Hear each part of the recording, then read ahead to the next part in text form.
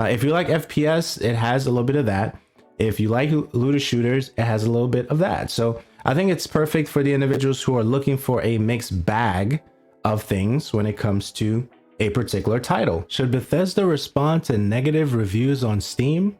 We're going to talk about that in this video, and we're starting right now. All right, so let's get right into it. Bethesda has taken an unusual step for a AAA video game maker of responding to negative reviews of Starfield on Steam. To me, it doesn't make any sense for me to even see this. And the fact that I'm seeing it from a major developer is very, very odd in a lot of ways, right? So as spotted by Project Zomboid developer Andy Hodgetts and flagged in a tweet, representatives of the Microsoft-owned company has been replying to negative reviews on Valve's platform since early November, amid Starfield's mixed user review rating of 69%. Okay, I think it's one of the lowest rated ones, but we'll continue. Now, many of the negative reviews echo common complaints with the sprawling space game, and on November 6th from a player with 56 hours in Starfield. So we're not talking about an individual who just started playing the game. We're talking about an individual who's been playing the game for quite some time, over 40 hours, over 25 hours, right? Most likely completed the game and has something to say about it, right? Versus someone who spends maybe an hour here and there and says, hey, you know, I don't want to do anything about it anymore, right? In regards to playing the game. So 56 hours in Starfield, that's a lot, okay?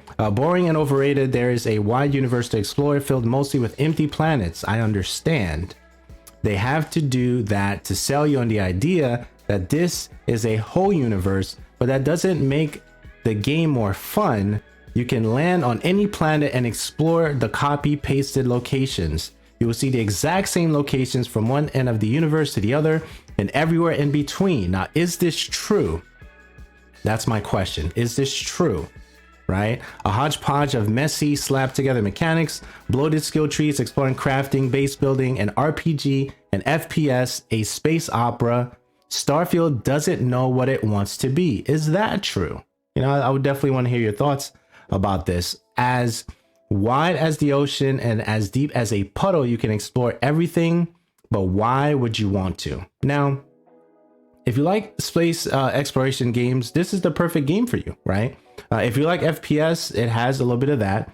If you like looter shooters, it has a little bit of that. So I think it's perfect for the individuals who are looking for a mixed bag of things when it comes to a particular title. But is this complaint valid, right? That's the question. Definitely want to hear your thoughts in the comments in regards to that. Okay, so that's one right there. We're going to scroll down a little bit. So this review sparked a response from someone called Bethesda Kraken, who signed off their post as coming from Bethesda customer support. Greetings, thank you for taking the time to leave a review for Starfield. We are sorry that you do not like landing on different planets and are finding many of them empty. Some of Starfield's planets are meant to be empty by design. Okay, wasn't necessarily aware of that. Maybe I was, but I wasn't, but we'll keep going. But that's not boring. When the astronauts went to the moon, there was nothing there. They certainly weren't bored. The intention of Starfield exploration is to evoke a feeling of smallness in players and make you feel overwhelmed. You can continue to explore and find worlds that do have resources you need or hidden outposts to look through. To provide feedback to development for Starfield, please feel free and submit your feedback here at this forum, okay? Never stop exploring Bethesda customer support. So according to this article, it's a pretty like stock response. And there's a quote there and quotes Ashley Chang, Bethesda's managing director, who uttered the phrase, when the astronauts went to the moon, there was nothing there. They certainly weren't bored, in an article, in a New York Times article feature published ahead of Starfield's September launch. Okay, getting ready for the buzz, you know, to promote the game. Okay, so there's that. Now, a more recent response, you know, according to what's been happening with this, you know, big publisher leaving responses for reviews on Steam. So a more recent response again from Bethesda Kraken to a negative review from a Starfield player with over 76 hours, okay, on record. The story is as generic as it gets, and the gameplay gets boring. I wish there was a reason to even bother exploring planets and building outposts. Everything is fun until you do it once. Then it's all a repeating, soulless chore. Now, is that true? Now, there are a lot of games that have a lot of repetitive things in them. One of those games that I play a lot is Destiny 2. There's a lot of repetitive things in Destiny 2. And in terms of it being open world, that is debatable versus a game like Starfield, right? In terms of flying to the planet and seeing a loading screen, we can have conversations about that, surrounding the title itself. But let's continue. And here's the developer response posted on November 27th. According to this recording, this was recorded on the 28th. So this response was on the 27th. Okay, and it says, greetings. Thank you for taking the time to leave a review for Starfield.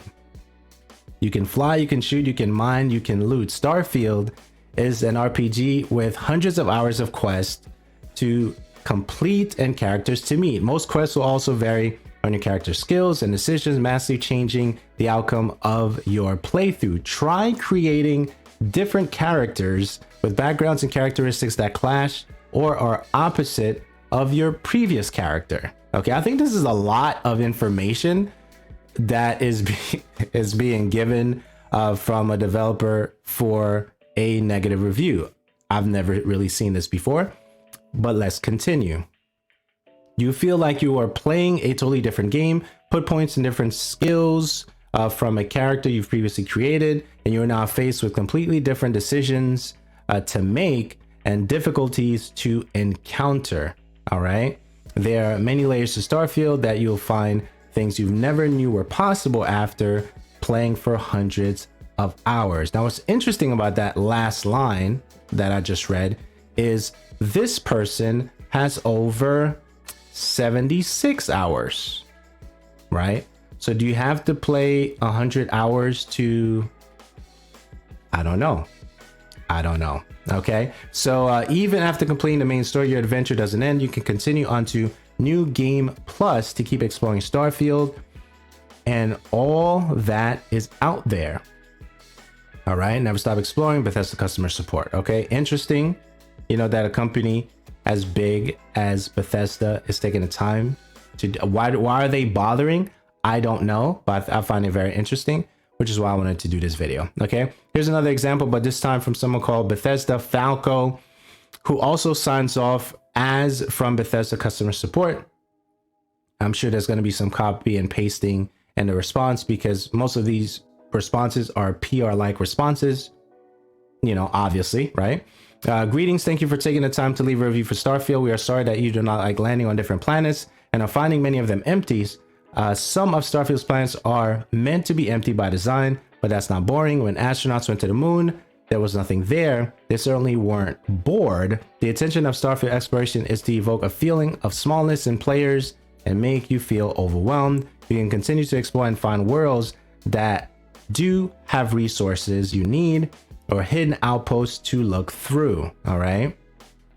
Starfield is an RPG with hundreds of hours of quests to complete and characters to meet. Most quests will also vary on your character skills and decisions, massively changing the outcome of your playthrough. Try creating different characters. So very similar to the one that we read. So I'm going to skim down a little bit. There are many layers of Starfield. So we're right here that you will find things you never knew were possible after playing hundreds of hours. Interesting. Again, that same number, hundreds of hours. Okay. Even after completing the main story, your adventure doesn't end. Okay. It talks about New Games Plus again in this particular section here. So we'll scroll down a little bit more. Okay, so I want to see if, okay, so this one is a little bit different. So let's read this one. Bethesda Kraken's response to negative review from a player who couldn't get over Starfield's much maligned loading screens. Now, Destiny 2 has loading screens that we just deal with. The spaceship is in the air for a while, and then maybe a couple of seconds, maybe more than that, depending on the hard drive you have and the equipment that you're using to even play the game, wherever the game is installed, right? And then you load into, the ship. Destiny 2's thinking about Destiny 2 right now, and the ship loads in, and then it fades, and then now you're standing in whatever tower or planet or whatever that you're supposed to be at, right? That's how it works in Destiny. We just deal with it. We don't even think about it anymore. It's just part of the game. All right. So it says here, hi, thank you for taking the time to provide your review. And we're sorry to hear that you were disappointed with encountering many loading screens while playing. While there may be loading screens in between fast traveling, just consider the amount of data for the expansive gameplay that is procedurally generated to load flawlessly in under 3 seconds. We believe that shortcoming will not hinder our players from getting lost in the world we created. Okay. We'd be very interested in hearing about your experience with bugs. Okay, so that's an interesting point here to make. Okay, so essentially, you know, as I'm reading this part here essentially says what you're complaining about isn't a bug, right? If you have a bug to complain about that. But loading flawlessly under 3 seconds, I mean, we're doing the best that we can in regards to that. If you have a bug though, right? Let's talk about that. Okay, so let's look at this last one here. Let me scroll down to this one here and just set it up a little bit.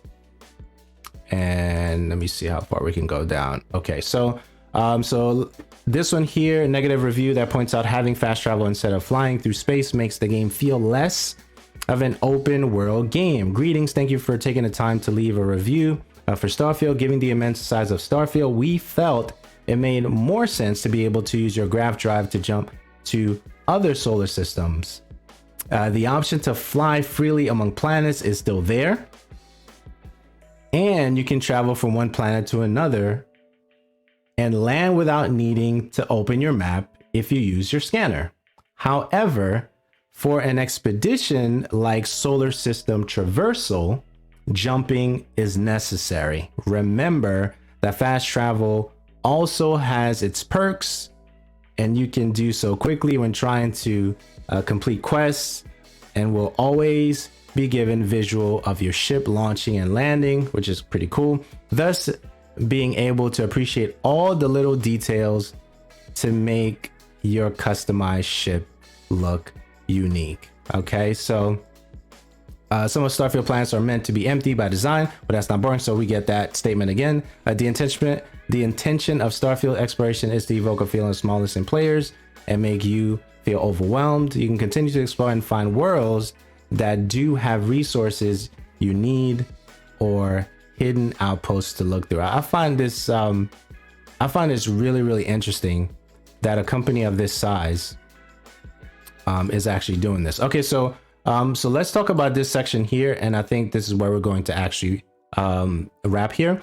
So it says, while indie video game developers respond to Steam reviews all the time, big publishers like Bethesda rarely do so. I rarely see this, right? So the fact that it's happening is very interesting, which makes these responses, however robotic, noteworthy. Why would Bethesda, if I can say Bethesda, why would Bethesda even bother?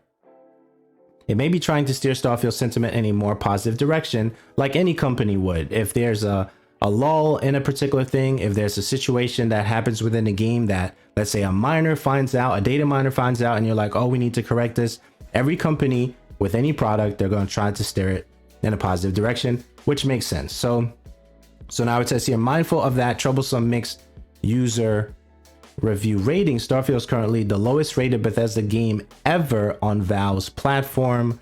Fallout 76 currently has a mostly positive user review rating of 76%, if you're wondering, and management will no doubt be keen to address that. Of course, there's a risk that comes from responding to negative reviews, particularly when you use them to insist landing on empty planets isn't boring. So the fact that they're even taking the stance is very interesting. I definitely want to hear your thoughts about this. What do you think about Bethesda responding to negative reviews on Steam? Should they even be doing this?